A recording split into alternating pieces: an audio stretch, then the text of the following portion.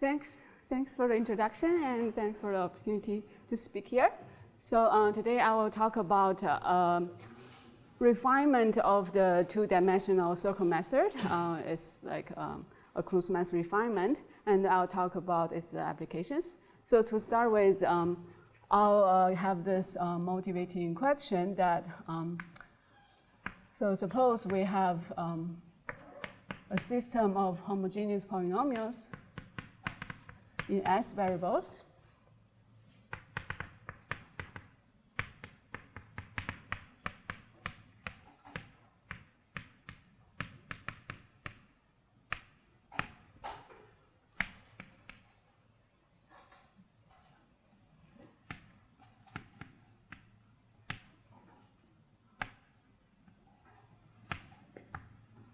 So suppose they have the same degree, d greater or equal to 2, and suppose the coefficients are over the in the integers.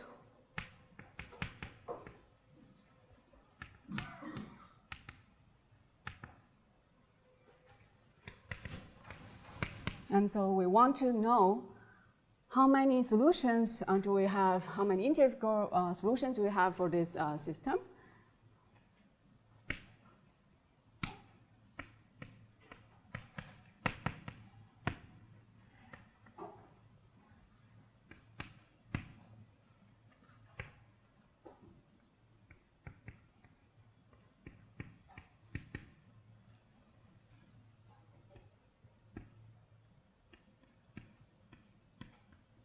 So we have S variables, so X is a vector in Z to the S, and then they are, these satisfy this system of equations simultaneously. And to make it simpler for the analysis, so we counted with some smooth weight. So this W is some smooth function.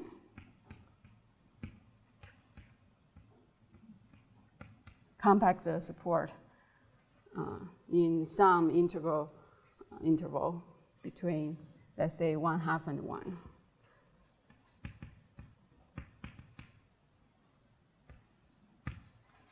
And we want to know what is the asymptotic of this counting function as p goes to infinity.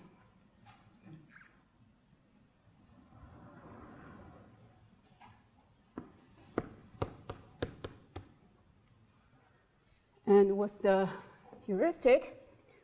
So here, if you count integers up to size p, without any constraint, we have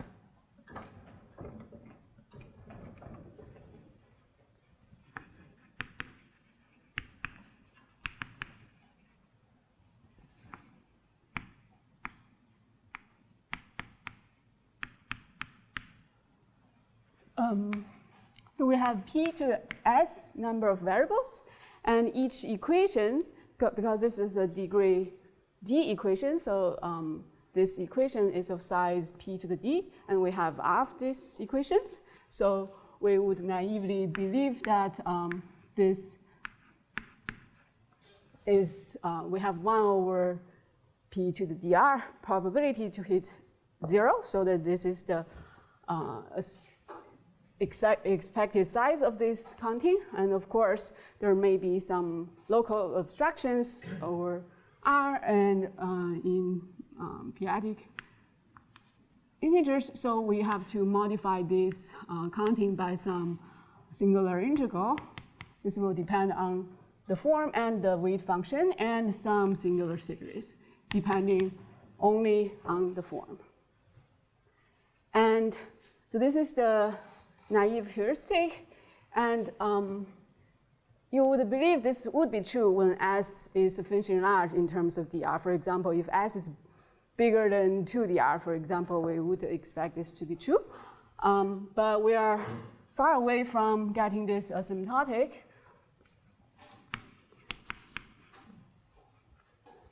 And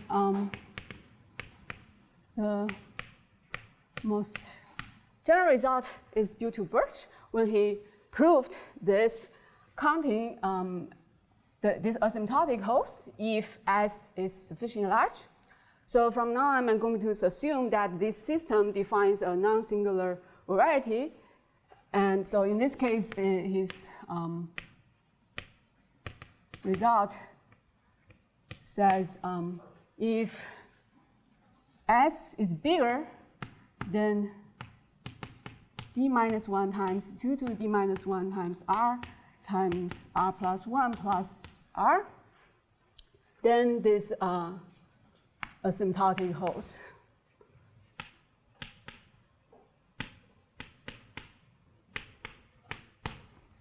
So you see the feature of this result is the dependency on the required number of variables grows exponentially in terms of the degree and grows quadratically in terms of the number of equations. But we would expect if S is bigger than dr, maybe this should be true, so it should grow both linear and linear in both the degree and the number of equations. And this result has been improved by Simon Myerson, where he can improve this quadratic dependency on the number of equations. So he showed that if S is bigger than d times 2 to the d times r plus r, then the asymptotic holds. But he needs some more assumptions on this system.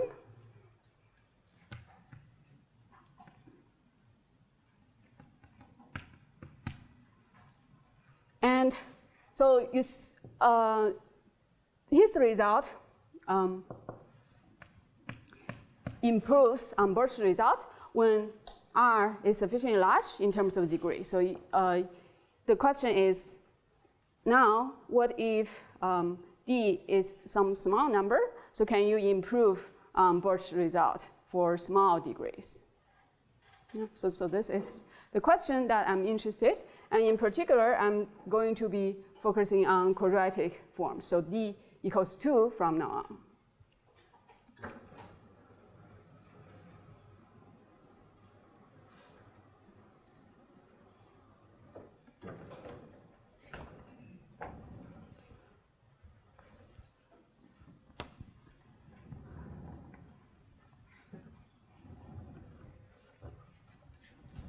So if we just want the Hasse principle, if we just want to know the existence of solutions, then we know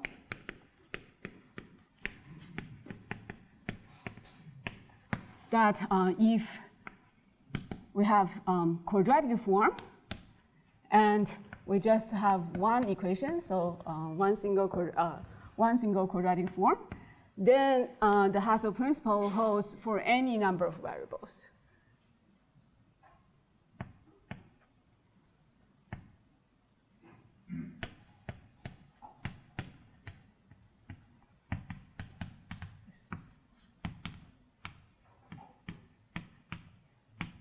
This is due to Minkowski. And so in particular, for example, if you look at this result of Birch, or even just the typical approach using circle method, you'll see that you actually will require 5 variables for the asymptotic.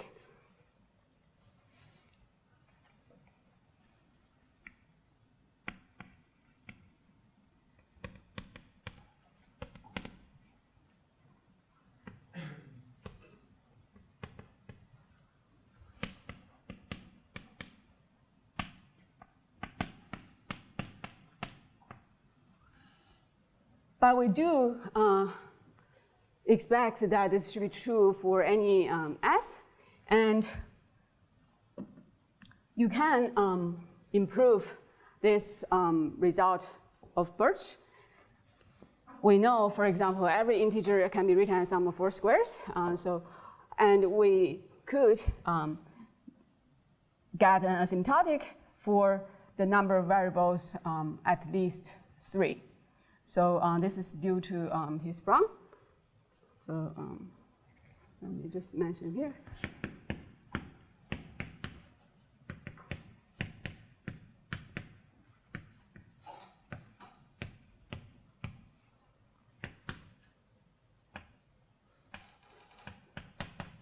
So if you have a non-singular quadratic form,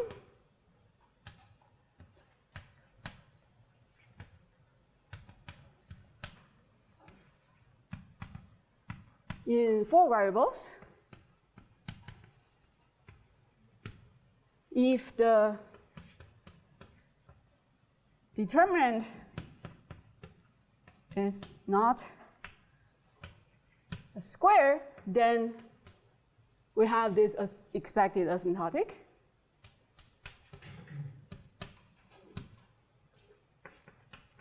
If the determinant is a square, actually this asymptotic needs some modification, so then the main term will be of size p squared log p, and then you have a second order term p squared and plus some error term.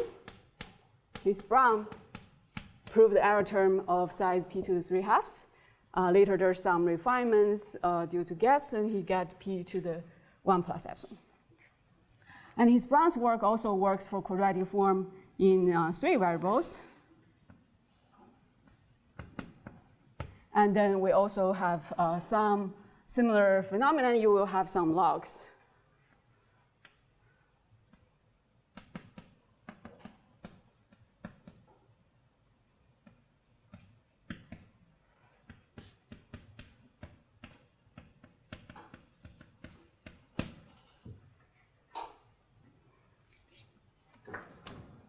So this is the situation when we have just one equation, one single quadratic form. So next step would be what happens if we have 2 quadratic forms. And in this case, we know the Hasse principle holds if we have a non-singular quadratic pairs.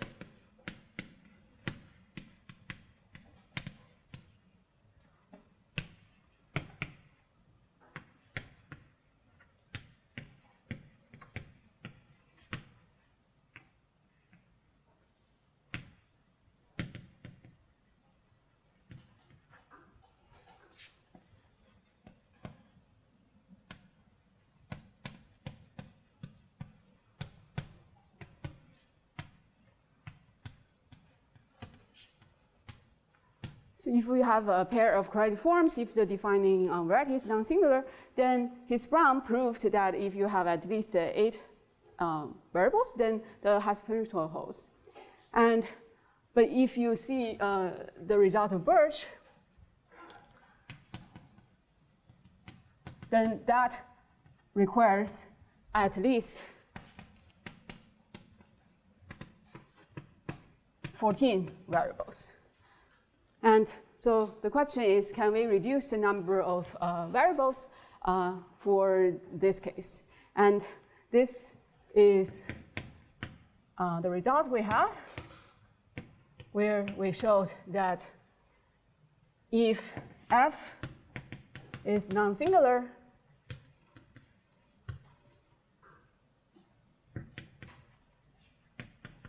then we have the expected asymptotic hold.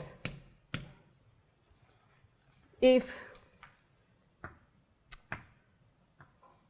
either you assume S is at least 10, so we have at least 10 variables, or if you assume the generalized Lindelof hypothesis, then you can reduce this 10 variables to 9 variables. So this is the result we obtain. And so just to mention some previous work,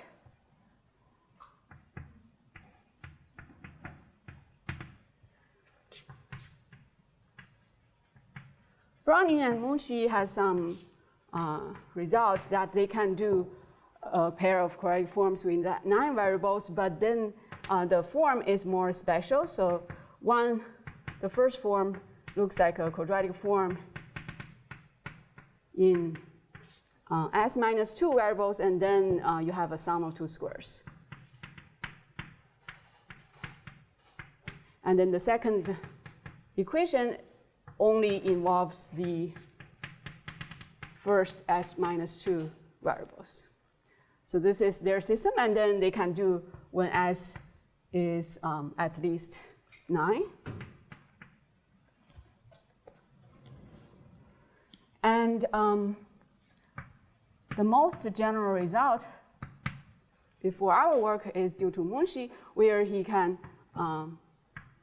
show that as long as S is greater than 11, we have the asymptotic. So again, F is non-singular.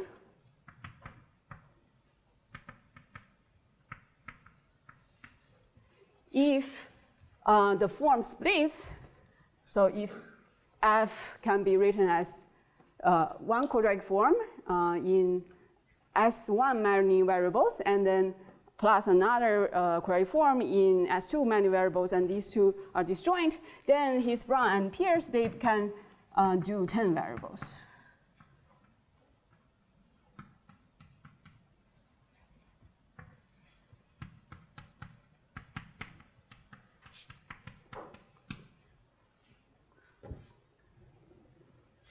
So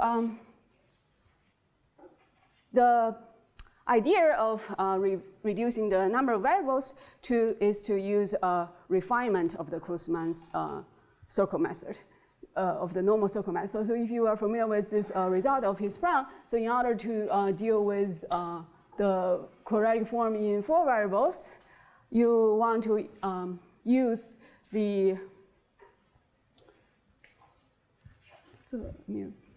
here. So the idea is to write the indicator function of something equals 0 as some sums like this. So it's roughly like this.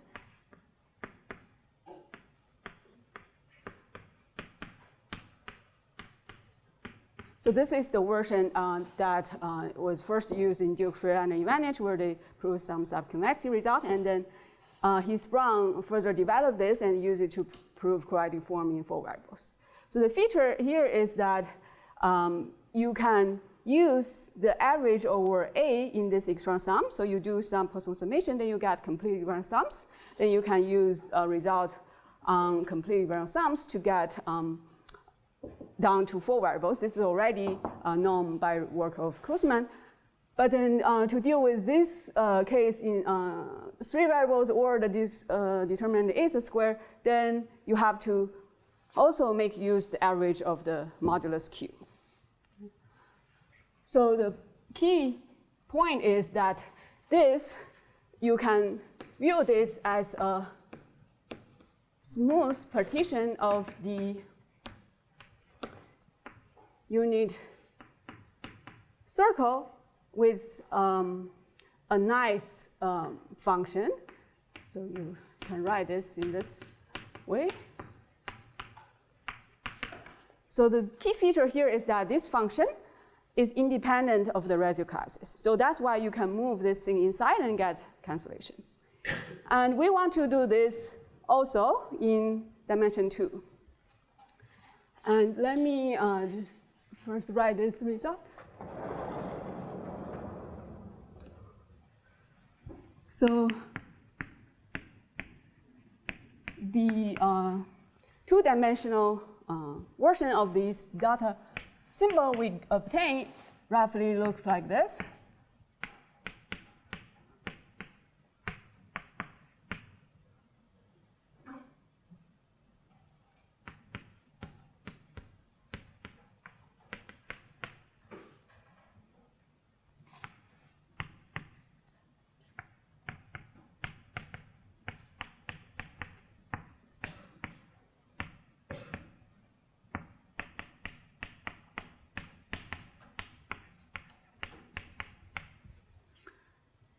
So here, if you do the normal circle method, this is just integral over the box, unit box. But we want to partition it, because we want to use a Kloosterman refinement, so we want to put all the, want to put pairs of real numbers into, we want to approximate them with fractions of the same denominator. So this is the common denominator that approximates like 2 real numbers. And here, this function is not as nice as in the one-dimensional case. So here, what is this lambda? This function, this is a lattice, so it's just all the vectors that are multiples of A mod Q.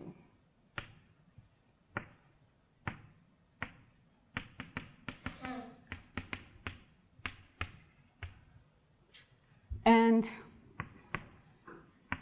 the key feature is that we see that if you multiply by any integer that's co-prime to Q, then this lattice stays the same. So there is some symmetry of this function. So this is the key property that allows us to get further cancellations in fractions of this form. So you can get cancellations over rationals that can be approximated by these lines. Is Q in the definition of lambda? What is Q? Yes, what is Q? Ah, sorry, this should be Q. Yeah. And we also have some nice properties of this function. So maybe let me write it down here.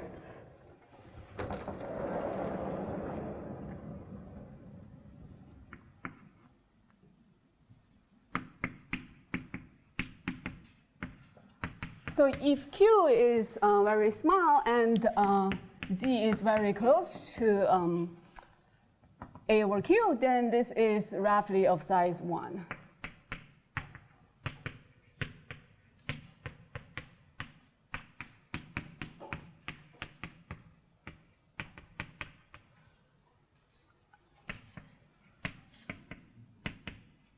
And we know where this function is supported at.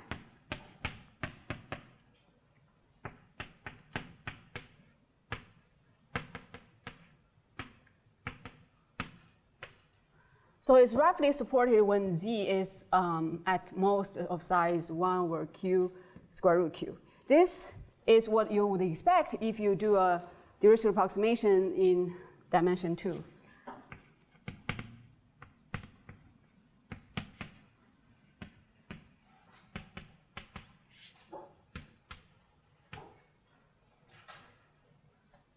So if you have two real numbers and you are given some quantity, you want to use modulus that are at most Q to approximate these two rationals, two real numbers. You can do this within an error of size 1 over Q square root Q.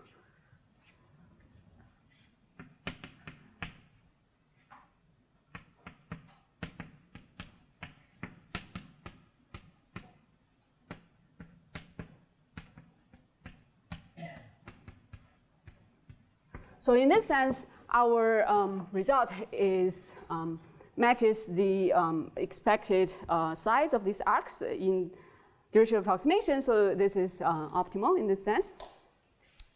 And but there is a problem in dimension 2. So the key problem is that so here there could be a real there could be some numbers that are covered by, if you just use this kind of boxes, there could be some numbers that are covered by these boxes too many times, like at square root Q many times. And this will create a lot of overlapping, and this makes the method not effective, not very effective. But for example, in the one-dimensional case, if you have intervals of size 1 over QQ from the one-dimensional Dirichlet approximation, then the overlapping is at most 2. So you don't have problems like that. And I have a couple of minutes left. So let me mention like some ideas of the proof. So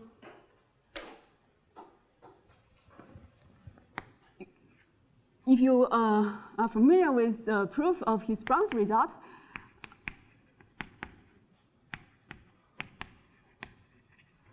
the key idea of this data method is to use this duality between divisors of n and the dual divisor. So if n is not 0, then d divides n, and d, the numbers of d, such that d divides n corresponding, have a one-to-one correspondence to n over d. Yeah? So this is what allows Heath-Brown to use to get this method of his data method. So if you sum this sum over d divides n, this will be 0 unless n equals 0. W is again some smooth function. And so in 2 dimensions, we want to do something similar. So if a vector is not a 0 vector, then we know that there must exist some primitive vector such that this vector is perpendicular to it. And once you know that n is a multiple of C perp, then you can try to detect that this lambda equals 0 or not. So if lambda is not 0, then again, so this n, this vector is not 0. So if n is not 0, then we have this condition, and also lambda is not equal to 0. And then for this condition, you can use Heath-Brown's method to detect.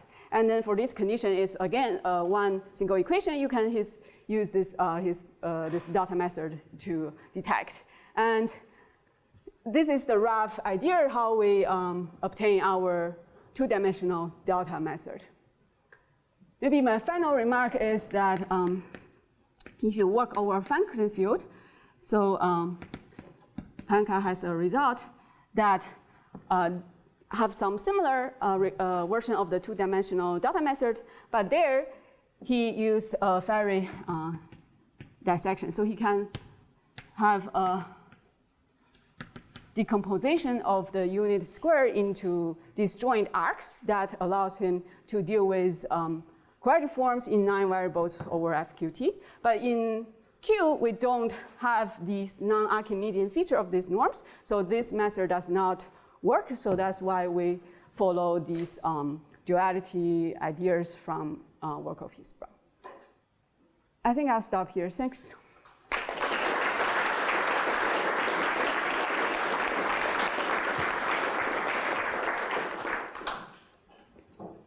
Okay, thank you very much. Are there questions or comments?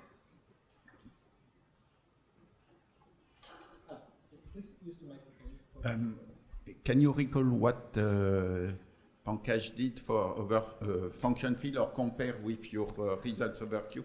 Yes, so the final shape looks roughly the same. So the support and all that looks similar. There is a little bit of difference in the sense that, so here maybe it's easier to do this way. So here we will use some C's as the directions of these lines. And in his case, his C will depend on the little q instead of capital Q. So in our case, it's a bit worse. So we have to use C of size Q to capital Q to 1/2.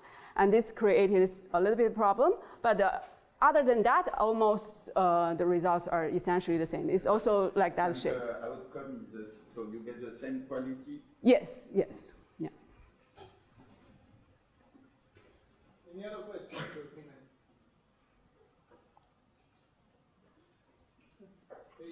Yes? Not very important. So we, So your result is actually improving on the quantitative results, if I Yes. understand correctly. And Yes. so before, so until Berg and Myerson, Minkowski, it was all qualitative. So Myerson's result is also quantitative. So this is the asymptotic. But then, so on these slides, these are all qualitative results, so just existence of solutions. So these are just talking about existence of solutions. So Heath-Brown has this result. There are earlier works due to Collet-Tillin, Sansuk, and Smith and Danner. They have 9 variables, and there's some recent work of Mayakov generalized this result. And I think the conjecture is that you only need 6 variables. There's some abstraction with 5 variables, but yeah. So if you have at least 6 variables, it's believed that Hasse principle holds, but it's only known conditionally. Yeah.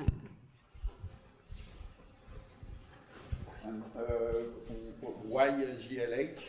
Oh, yes. So, so here we need to, for the 9 variable case, we need to use the average over Q. So here, because the function we have is still nice, so we can also make use average of Q. And there you will have some alpha functions coming up, and the conductor of these alpha functions are very large, so we have to use some either super strong subconvexity or we just assume generality in a log hypothesis. Yeah.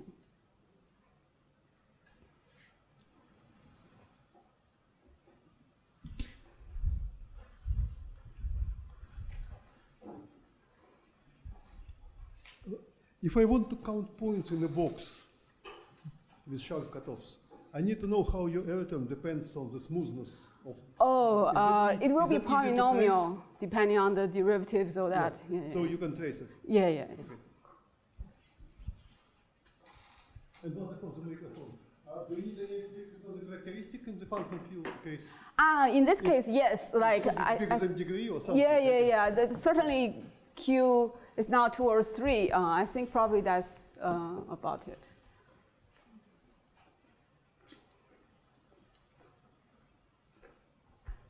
Okay, so I don't see any further questions. Let's thank Junxian once again.